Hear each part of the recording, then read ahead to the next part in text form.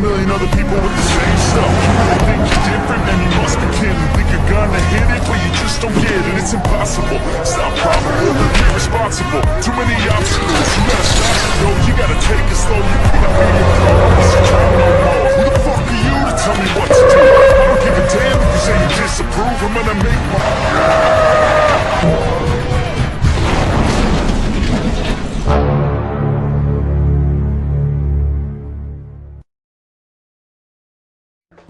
Welcome back.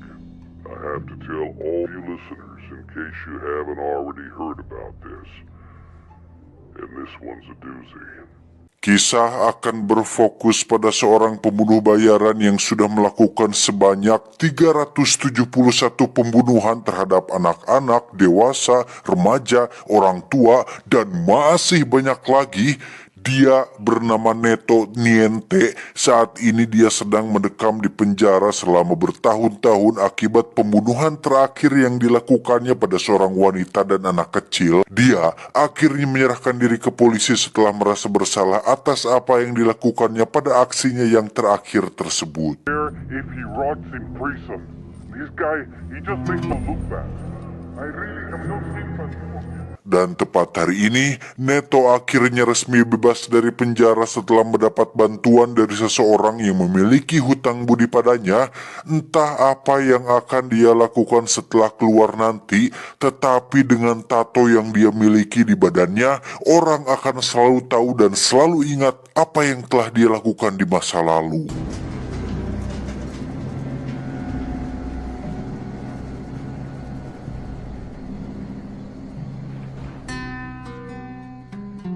Dan inilah, tidak ada orang suci. Mari saya perkenalkan dengan seorang pria bernama Carl Abraham. Ini babangusnya. Dialah orang yang telah membantu Neto keluar dari penjara sekaligus menjemputnya dari penjara. Saking hutang budinya, Carl memberikan beberapa kebutuhan seperti uang, pakaian, handphone, sekaligus kendaraan agar supaya Neto punya modal untuk memulai kehidupan barunya. How'd you get Guaron to change his testimony? You was an enforcer. You made enemies, they fucking remember you.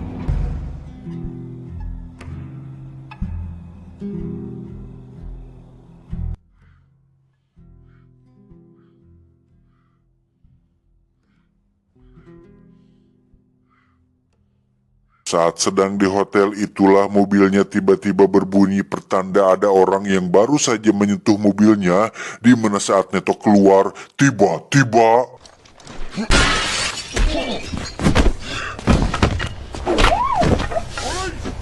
ya, beberapa polisi yang membenci Neto pun menghajarnya secara tidak puguh-puguh dan menganggap jika Neto tidak akan berubah dan harusnya membusuk di penjara.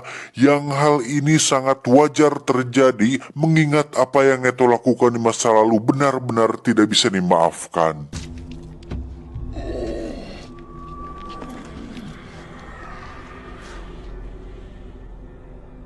Ball-sucking lawyer may have manipulated Caron into changing his testimony. Lord knows, you've sinned plenty. We can be watching you closely, boy, that's for goddamn sure. Keesokan paginya Neto pergi menemui mantan istrinya bernama Nadia.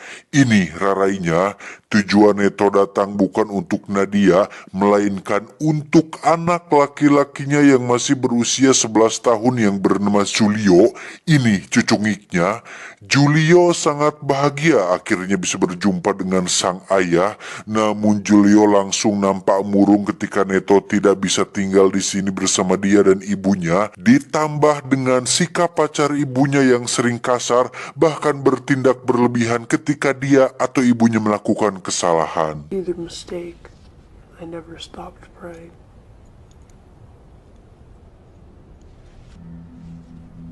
Vincent happened. Setelah memotret wajah anaknya untuk disimpan dan dipandangi ketika sedang jauh, Neto tiba-tiba kepikiran tentang apa yang dikatakan oleh Julio terhadap pacar ibunya yang sering kasar. Neto tentu tak tega jika mantan pamajikan dan anak kandungnya diperlakukan tidak layak, sehingga Neto segera pergi ke sebuah klub yang dimiliki oleh sahabatnya, seorang bos gangster Meksiko bernama Bailarin. Ini bebenguknya untuk bertanya mengenai latar dan asal-usul kehidupan pria yang menjadi kekasih baru mantan istrinya. Well, actually, I was thinking of going the other way. That's not possible, sir. Diketahui jika pria yang dimaksud bernama Vincent Rice tidak pakai rompis, seorang pria yang memiliki bisnis properti yang ternyata punya usaha sampingan sebagai penyelundup senjata yang bekerja sama dengan kartel dari Meksiko. My wife, she has a new boyfriend, Vincent Rice. She says he sells condos. You know him? La Cara del Norte. He has way down south. Not with us. Keesokannya Neto mulai mengikuti kemana Nadia pergi, yang ternyata menuju sebuah pabrik kosong yang di situ sudah ada si Vincent. Ini bebenguknya. Benar kata si bos gangster, Vincent ini adalah tipikal pria yang kasar terhadap perempuan, yang hal itu dibuktikan ketika dia melempar uang mingguan ke pebangus Nadia tanpa rasa sopan sedikit pun. Here you go. You gold-digging whore. Pulang ke hotel, di situ sudah ada Julio yang menunggu. Neto pun mengajak anak kesayangannya untuk tidur siang di sana, sementara dia melihat beberapa gambar buatan Julio sendiri, yang di situ terdapat wajah ayahnya sendiri yang membuat Neto makin nyaah atau sayang kepada anaknya.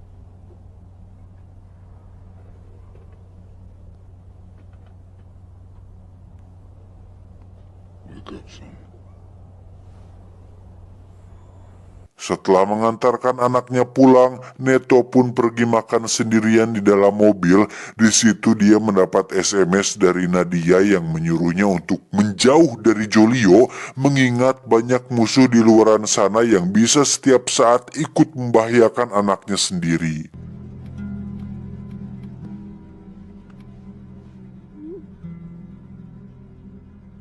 Dan baru saja dicariosin, muncullah beberapa orang bersenjata yang menghadang Neto. Entah suruhan siapa orang-orang ini, tapi Neto yang memiliki ekspresi dingin dan penuh kekejaman pun langsung menghancurkan mereka semua tanpa kesulitan sedikit pun.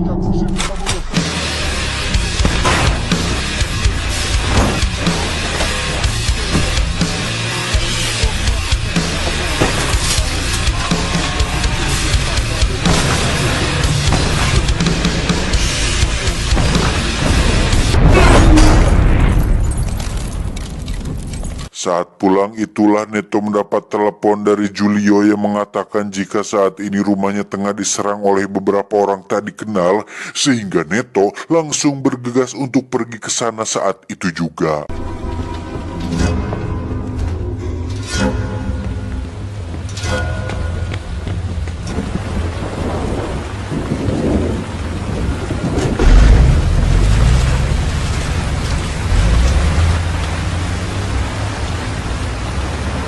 Tiba di sana, Neto sangat dibuat terpukul tatkala menemukan Nadia sudah tewas bersimbah darah, yang ternyata aksi ini dilakukan oleh kekasihnya sendiri. Siapa lagi kalau bukan Vincent, tidak pakai Desta. Sambil menodongkan Julio, Vincent meminta Neto untuk jangan bergerak, namun dia sudah salah besar karena betapapun Neo diancam, dia akan selalu bisa menang berkat bantuan dari orang dalam. Sutradara.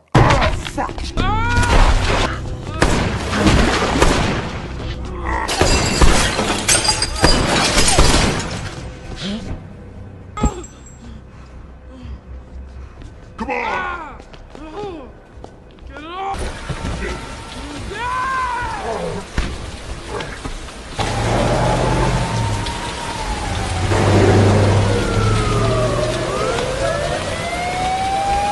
Tak lama setelah baku tembak selesai, datanglah beberapa polisi ke TKP sementara Neto harus merelakan anaknya diculik oleh Vincent. Entah apa yang sebenarnya sedang terjadi, tetapi akibat dirinya ada di sana, Neto dituduh sebagai pelaku kejadian tersebut dan kembali harus menjadi buronan pihak kepolisian.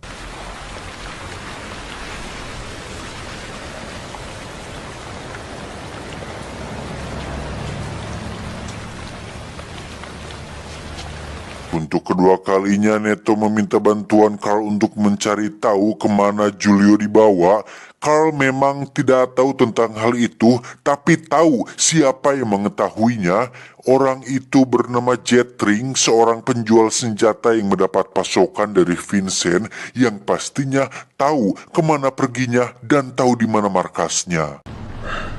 So, well, he's supposed to have hooked up with a local gun runner by the name of Jet Ring. That's him, by the way. That's not a fucking nickname. He's a Catholic cunt like you. Setelah mendapat bantuan uang dan mobil, Neto segera pergi ke klub milik Jetring. Di situ dia bertemu dengan seorang bartender wanita bernama Ines. Ini parasnya yang membantu Neto untuk mempertemukannya dengan pacarnya si Jetring ini. Dia bernama Collie, dibaca K bukan C, yang langsung membawa Neto untuk pergi ke rumah Jetring saat itu juga. Out by Beeville, Armadillo 67. Don't be there before midnight. Tiba di sana, Collie langsung mengenalkan Neto kepada Jetring. Ini cucu ngiknya. Neto mengaku bekerja untuk Vincent dan sedang melakukan survei atas perintah dari Vincent, tanpa Neto sadari jika Jetring merupakan sahabat dekat Vincent yang tentu tahu siapa yang kenal sama dia dan siapa kenalan dengan koleganya. Sehingga ketika menyadari Neto berbohong, Jetring pun segera mengambil senjata untuk membunuhnya dan... Where's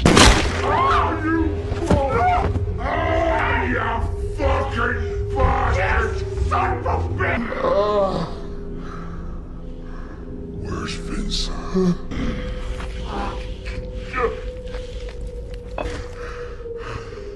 Give him a fucking call. Motherfucker! Setelah mendapat informasi mengenai kemana Vincent pergi, Neto pun kembali ke klub untuk menemui Ines dengan tujuan untuk meminta bantuan menyeberangi perbatasan sesuai lokasi tempat Vincent bersembunyi. Tapi tiba-tiba muncullah 3 pemuda Meksiko yang meminta Neto masuk ke toilet, yang di situ mereka bertiga sudah salah besar karena tidak tahu pria macam apa yang sedang mereka hadapi saat ini.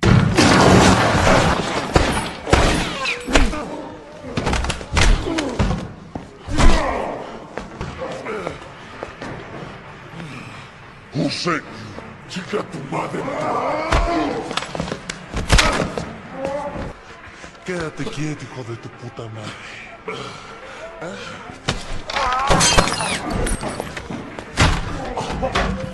No vamos a decir nada, pinche jesuito.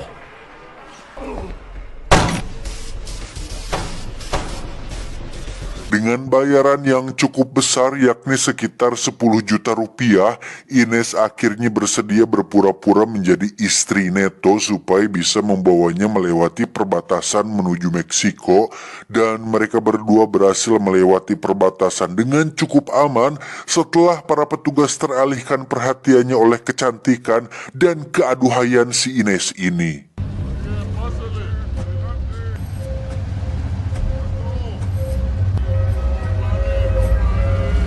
Tiba di penginapan, Neto mempersilahkan Ines untuk pergi atau pulang kembali karena tugasnya sudah selesai. Namun setelah Ines mendengar cerita tentang kronologi dan tujuan Neto datang ke sini, Ines bersedia untuk membantunya lagi dengan bayaran 2 kali lipat dan akan mencoba menggoda Vincent dengan skill manjanya sampai Julio anaknya berhasil didapatkan. The peso's going down. This is the time of opportunity. It's all upside. Literally no downside. You buy low, you watch it grow. I've been thinking about it, but I gotta convince my boyfriend first, of course. Hasil pertemuan itu, Ines belum bisa mendapatkan informasi apapun tentang Julio, namun masih ada kesempatan ketika Vincent mengajak untuk melakukan pertemuan lagi di rumahnya, berharap kali ini ada sedikit info tentang keberadaan di mana Julio disekap. Well, said I'd see him at 10. I didn't ask you to do that. Well, I did it on my own. I'm a big girl. Tiba di rumah Vincent, Ines langsung diajak sasarengan atau minum bersama-sama, di mana di situ Vincent tiba-tiba menampar Ines karena ternyata sudah mengetahui jika Ines hanya berpura-pura mendekatinya karena ada suatu tujuan tertentu yang ketika Ines akan disakiti, tiba-tiba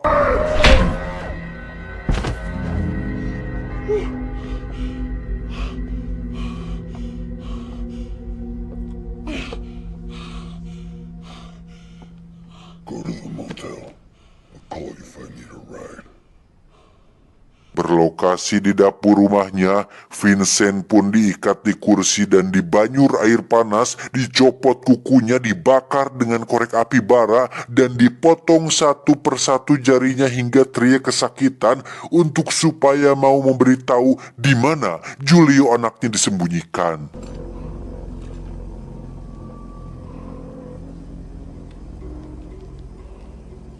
Where's my son?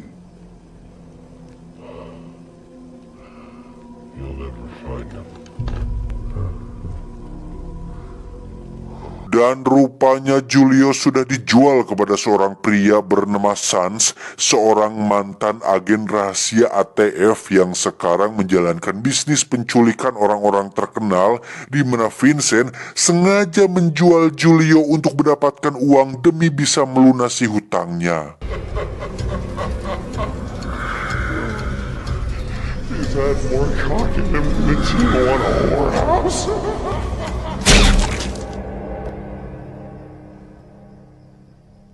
Setelah membunuh Vincent, Neto pun menghubungi Bailarin, si bos gangster Meksiko, untuk menanyakan siapa pria bernama Sans dan di mana markasnya.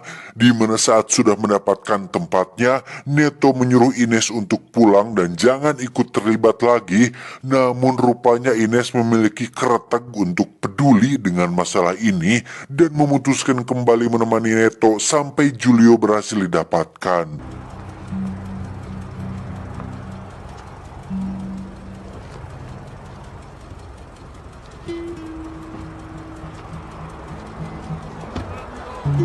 Berlokasi di Sasana Tinju, Neto mulai bertanya di mana Tuan Sans berada, yang ketika sedang menunggu, tiba-tiba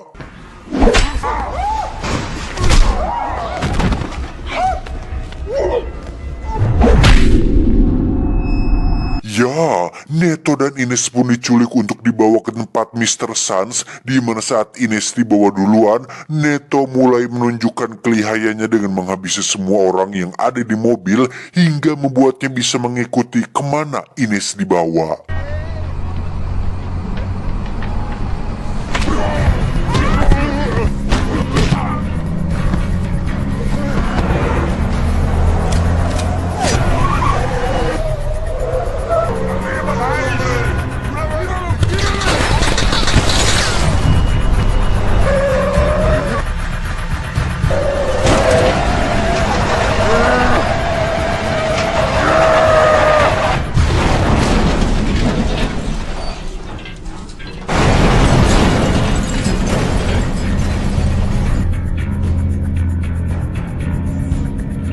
Berlokasi di hutan belantara, Neto pun mulai berjalan mengikuti jalan menuju markas Mr. Sans.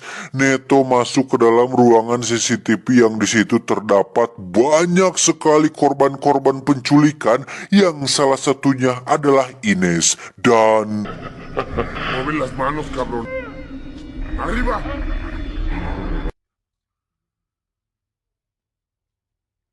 Dan inilah Mr. Sans atau Tuan Sans, sang penculik sekaligus mantan iblis merah yang biasa dipanggil Hellboy.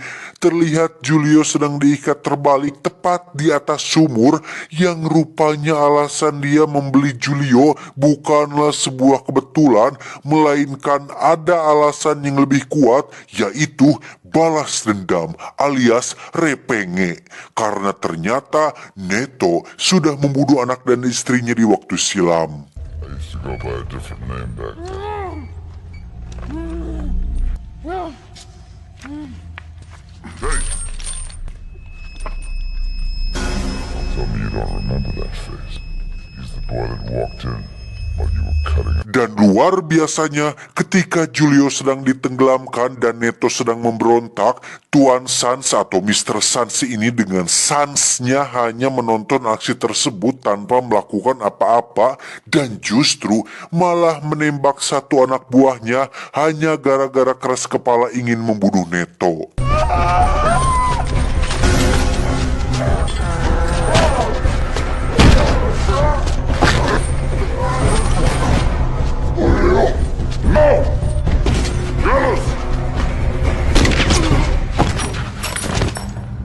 I said leave him! Rupanya Mr. Sans tidak ingin Neto mati duluan sebelum bisa merasakan sakit hatinya ketika darah daging sendiri mati tepat di depan kedua matanya. Di mana saat semua anak buahnya sudah mati, Mr. Sans pun menghampiri Neto untuk merasakan rasa puasnya telah membuat dia menderita dan...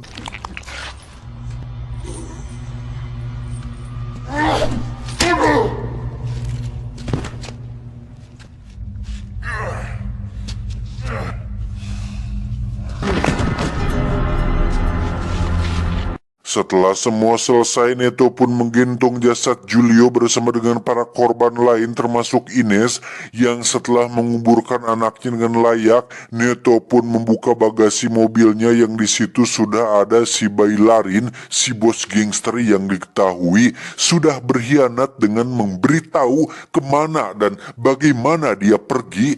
Sehingga Neto memutuskan untuk tidak jadi bertaubat dan akan terus membunuh seperti apa yang biasa dia lakukan di masa lalu.